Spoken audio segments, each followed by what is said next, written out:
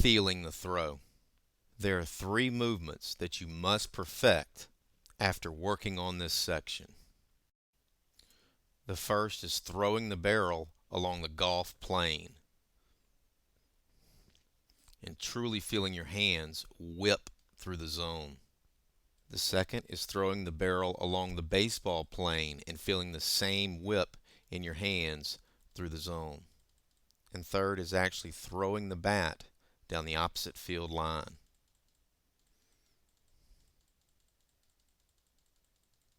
We need to be able to perform these 3 movements with both a regular grip as well as a split grip, meaning the hands are slightly separated an inch or so. These are simple movements and they should be easy to learn, but doing them right is very important in developing your feel for throwing the barrel. Only after we have developed a thrower's mentality and feel do we move on to perfecting mechanics. Developing this feel starts in the hands by feeling the barrel whip through as the top hand throws it past the bottom.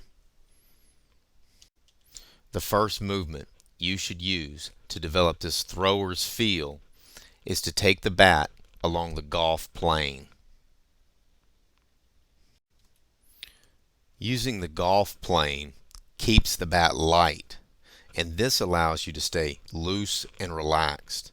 At the bottom of your swing, simply throw your top hand past your bottom.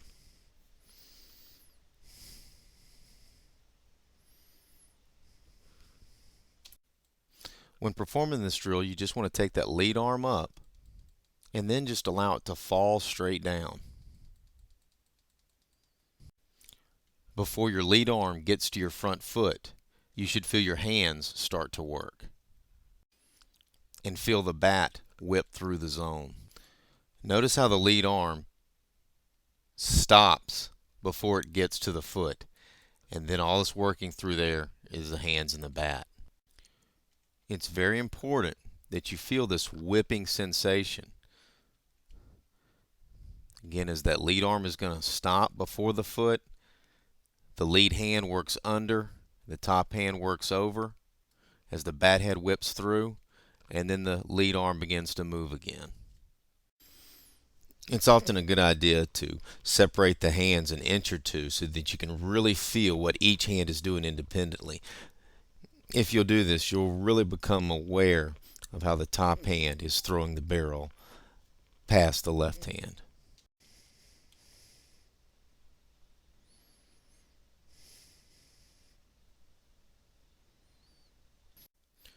The next movement you should master to feel the throw of the barrel is to simply take the same movement from the golf plane up to the baseball plane. Again, it is important that you get a good grip on the bat, but keep very loose wrists. You should also feel the lead arm get to a point behind the front foot, then it stops moving forward and allows the top hand to throw past the bottom to create that whip effect.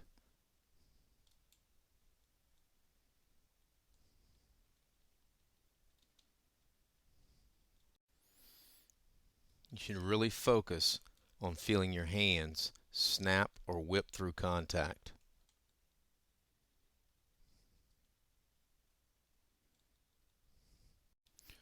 When performing these dry swings, I prefer that my hitters incorporate a top hand release. This gives the hitter a little bit more of a sense of throwing the barrel. It gives the batter the sensation of getting rid of the barrel, throwing the barrel at contact, and not hanging on to it afterwards. Hanging on to the bat throughout the entire swing can sometimes give the batter a very spinny, turny feel to his movement, which we don't want. Again, the great majority of my hitters are top hand release guys, but a major point of emphasis is that they don't release until the top hand finishes.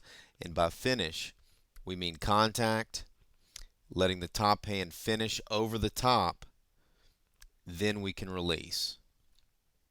Again, the top hand must finish. Contact, then the arm will straighten after a point in contact, then the top hand will get over the top. Once that top hand's over the top, it's fine to release. Removing the bottom hand and throwing the barrel along the baseball plane with just one arm can really help a player develop a feel of throwing the bat head at the ball. Just attach the lead hand at the back shoulder and feel the barrel in your top hand. Then simply step and make a sidearm throw of the barrel along the baseball plane. On these dry swings, you'll really want to feel your hand whip through the zone. And that whipping is felt as the top hand goes over the top just after what would have been contact with the ball. Again, feel a very active top hand through what would have been contact. When performing the one-arm barrel throw, we want to try to stay square on the front side. Attaching the lead hand to the back shoulder will help with that. And we really want to feel more tilt than we do turn on that front shoulder. In the early stages, however, it's much more important that we concern ourselves with feeling the throw as opposed to developing perfect form. Just a great movement for feeling the sidearm throwing action of the high-level hitting pattern. You can perform these dry swings anywhere with your tee work, on deck, in between pitches, or in your room. And again, just like on the golf plane, it's a good idea to separate the hands an inch, maybe even two. This is a relatively wide split here.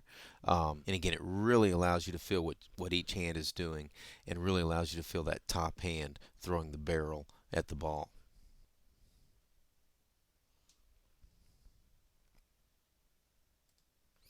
And as I mentioned, I have many hitters that will use this in live BP, and some will maintain a small split even in live games. Here's a shot in live BP.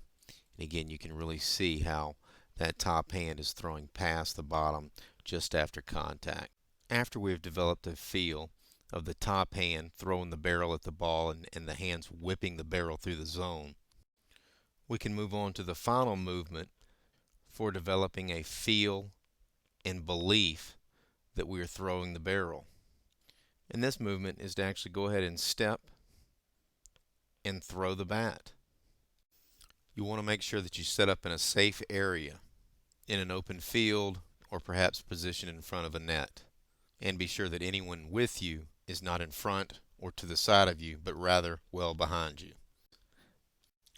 The first time we throw bats, we are not concerned with our mechanics. The purpose of this movement is to feel and see that the actions that you use to swing a bat are highly similar to the actions that you would use to throw it. Focus on the step and throw aspect of the movement, so that we don't feel too much spin in these throws. We want to throw our bats down the opposite field line. And as we release the bat, our hands and our body should be in the direction of the throw, again, down the opposite field line. Really focus on feeling the one fluid movement aspect of the throw. It's one fluid movement. In other words, we don't start and stop when we throw. We don't want to do that when we swing either. It's one fluid movement. So the step you take and the movements that the rest of your body makes, including your arms, all act to give speed to the bat head.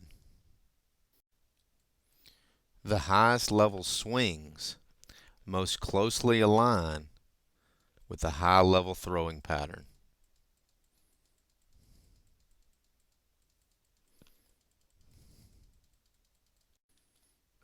Again, don't worry about perfect form on these throws.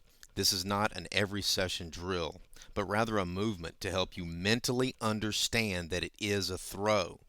You can go back to it from time to time, especially if you feel yourself getting away from a smooth throwing pattern.